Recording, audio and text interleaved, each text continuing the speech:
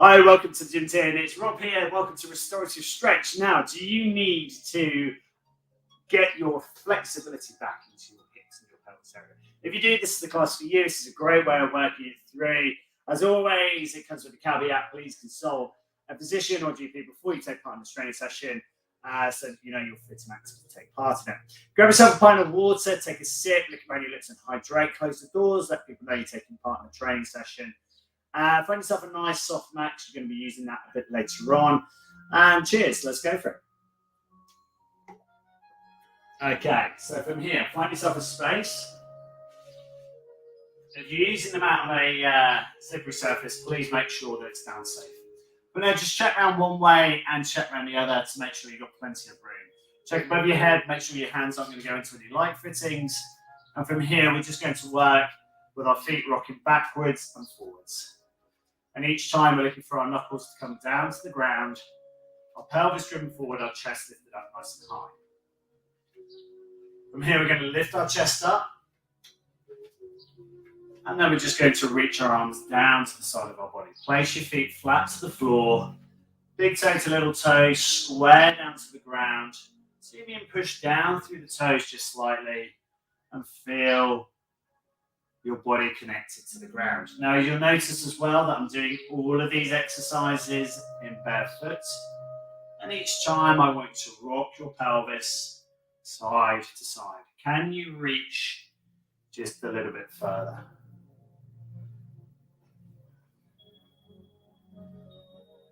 And just take note as you're working from side to side,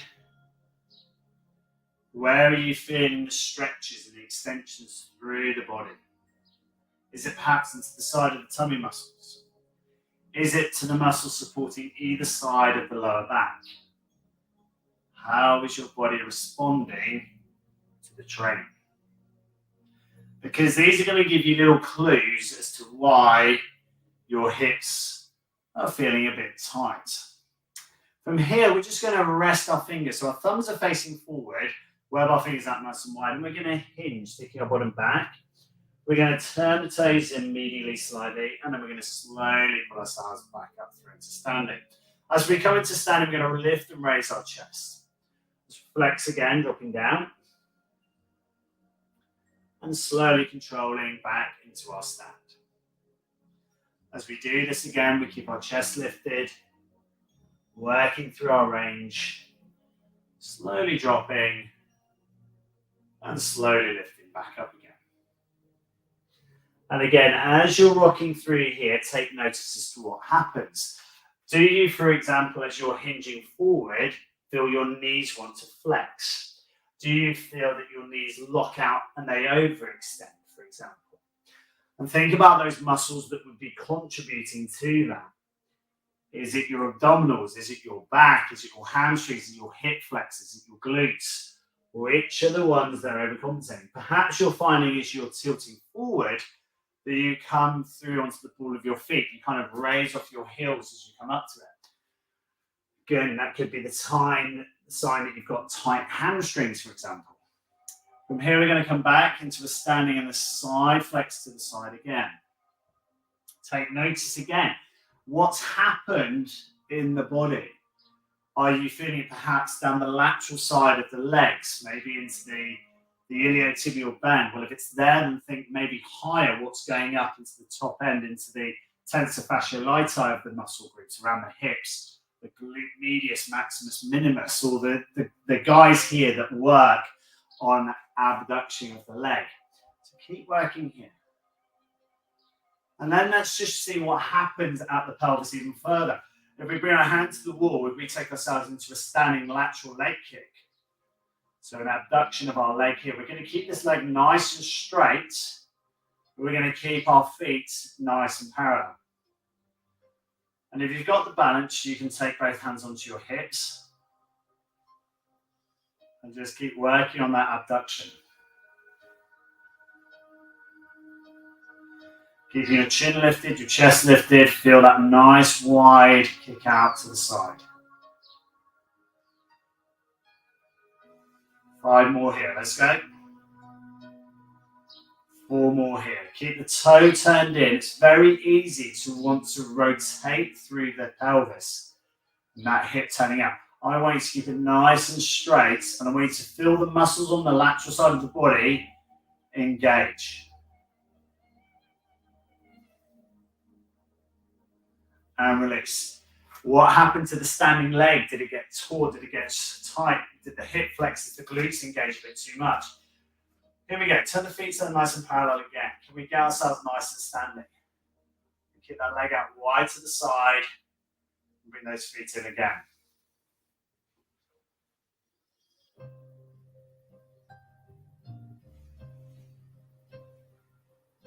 Again, slow return each time of those feet back to the middle.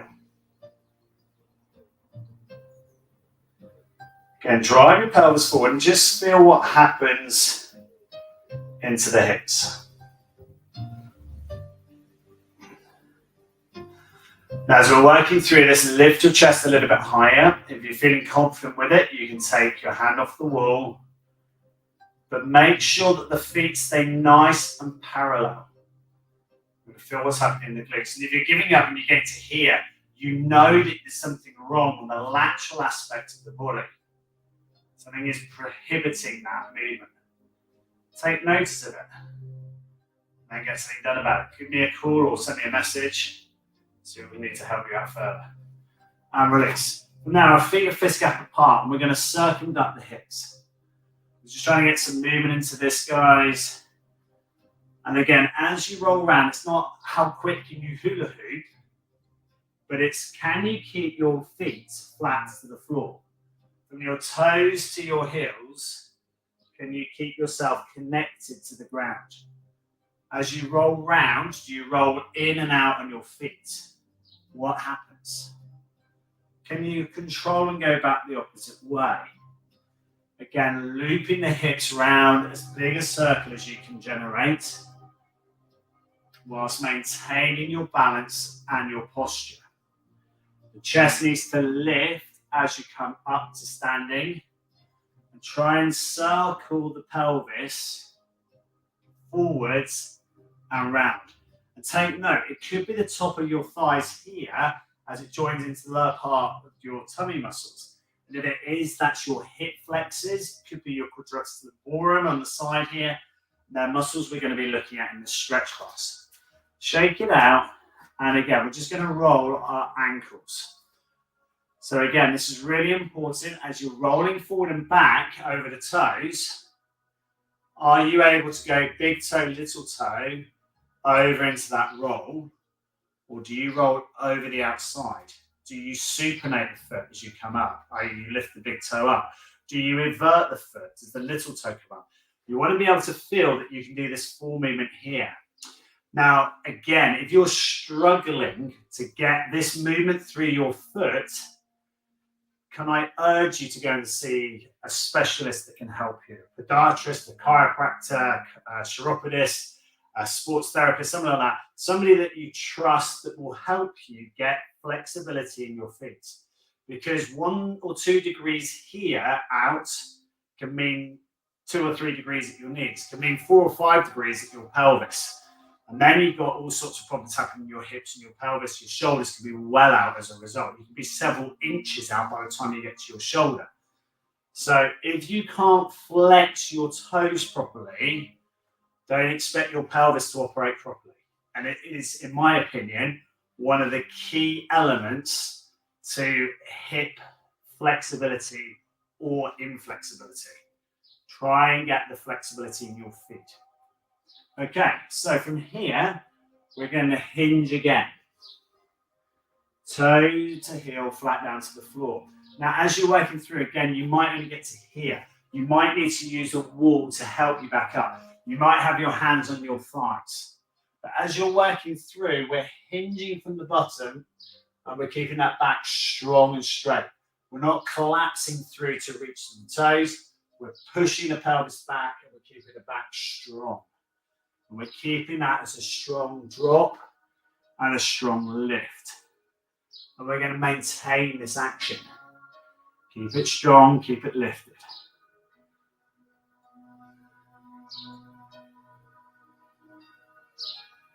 4 more here, let's go. 3 more here.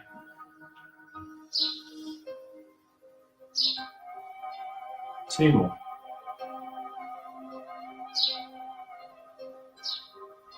Last one. Good work. Okay, so from here, we're going to go into a standing TFL stretch. So we're going to stand on our right leg. We're going to cross the left foot behind us. Kind of a bit of a curtsy lunge position here. And we're going to try and drive our pelvis so it's straight and square. The shoulders come up nice and tall, and you might be able to feel the crossover in through your abdominals here. From here, the feet level up and pivot, and then we're going to stretch and reach for the top hand.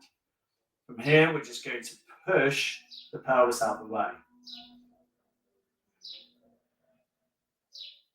Now, from here, the arms need to stretch, reach, and pull.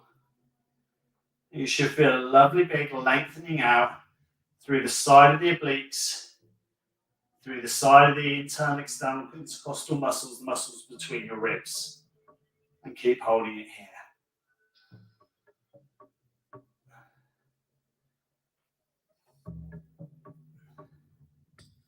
From there, take a slow deep breath in. Close your eyes and slow deep breath out.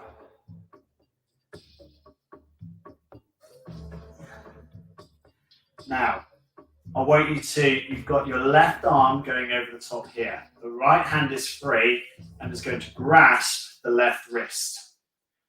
And you're going to guide it to straighten this top arm out. Keep your chest facing forward.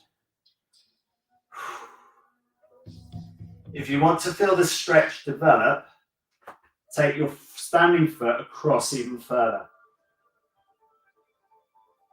Now, I'm resisting this left wrist with my right hand. And I'm going to try and pull that elbow back up towards the ceiling.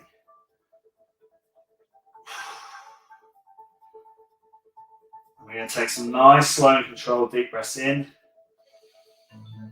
And breathe out. And again, pull up. Take a deep breath in. And breathe out. Now, as you're doing this, as you're pulling on the forearm here, pull the arm back up, your left arm up towards the ceiling. You're resisting with the right arm. Take that deep breath in, breathe out, and just let the body sag down into it. So again, pull up with the left arm. Take that deep breath in. Sigh out a deep breath. And let the hip go slightly further.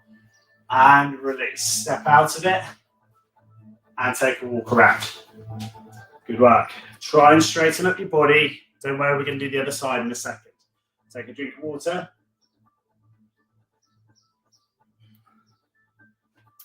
So our right leg was in front of our left. So now we're going to take our left foot in front of our right.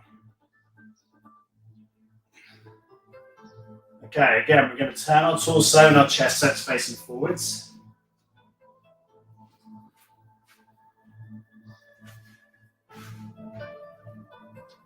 And then we're going to take the right hand up. Oh. Stretch over the top. The left hand is going to come up, grab that right wrist. Oh, and pull it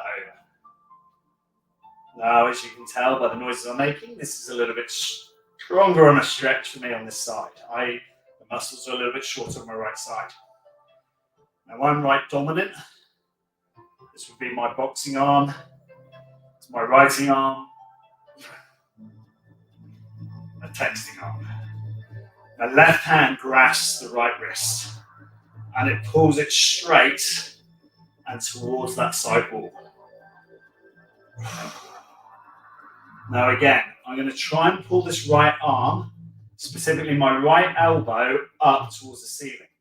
Pull, go. 8, 7, 6, 5, 4. Now you're going to take a slow deep breath in. Sigh out the breath. Relax the arms and see if you can tilt that a little bit further. Let's do it again. So, restricting the top arm. Pull the elbow up towards the ceiling. Lovely big stretch to the side of the body. And you might find that runs all the way down to your ankle now. Fully banana the body. Pull the elbow up high to the ceiling.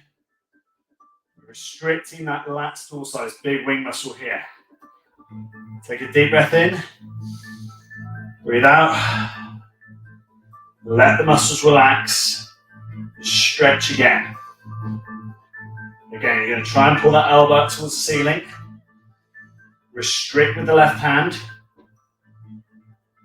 Again, take that slow deep breath in. Slow deep breath out. Relax both arms. Can you pull and drop a little bit further? Again, we're going to stretch the top arm. We're going to pull up. Restrict it with the left hand. Take a deep breath in. Breathe out. And relax. Drop that out. Take a stretch. Take a walk out. Roll over your foot, over the balls of your feet. And stretch. From there, you're going to sit yourself down to the floor. So what we've done is we've changed what's happening in the QL, the quadriceps lumborum, the side, internal, external obliques, all these muscles here, the top part of the hip group, and also onto the lateral side. So now what we're going to try and do is sit down with our feet close together, or touching if you can. We're going to make a fist, and remember the one potato, two potato when you were a kid. You're going to one potato, two potato there. So the gap of 5 fists from the inside of your groin, touching from your groin, to the base of your heels. You're going to place your feet together and push your elbows into the side of the thighs. You're going to lift your chest up and you feel a stretch through the inside, the medial aspect of your legs. From here, you're going to rest your forearms flat into the inside of your knees. As you do this, you're going to slowly pull your knees up, but restricting with your forearms into the inner thighs. And it's a slow, controlled hold. Take a slow, controlled, deep breath in for 4. And then slow, deep breath out. Now, as you sigh out the breath, let everything relax into your hips and your legs. Now, if you can, you're just going to allow a bit of a rock in your pelvis. And again, you're going to push into the inner thighs once more. You're going to feel that lengthening through the inside, the medial aspects of your thighs. Again, what I want you to do is pull your knees up, but restrict by pressing down in the forearms. Again, you'll take that nice, slow, controlled, deep breath in. The feet ideally want to be touching together. Again, keep pulling up against your forearms. So we're creating a bit of muscle energy technique here. We're activating the muscle, switching off the stretch reflex. Breathe out, relax. And let's go again. Again, once more, you're going to pull your thighs up, restrict with the forearms, keep the soles of the feet nicely together. Again, take that nice, slow, controlled, deep breath in. And then release the thighs, give it a shake, breathe out. And can you get a little bit more movement? It could be a couple of degrees. That's what I'm looking for each time. And again, pull back up against your forearms. Keep that pulling nice and strong. Again, resisting with the forearms all the time. Take a slow, deep breath in. Breathe out. And relax, and can you rock and drop a little bit further? Our final stretch here then. Let's go for it. Pull your thighs up, restrict with the forearms again.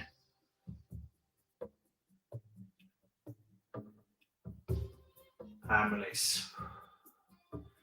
And relax. From there, kicking both legs out, shake out both legs. And you should feel, as you're rolling from here, if you get your legs nice and straight, you should be able to rock all the way through from your toes, through your ankles, through your knees, through up into your pelvis.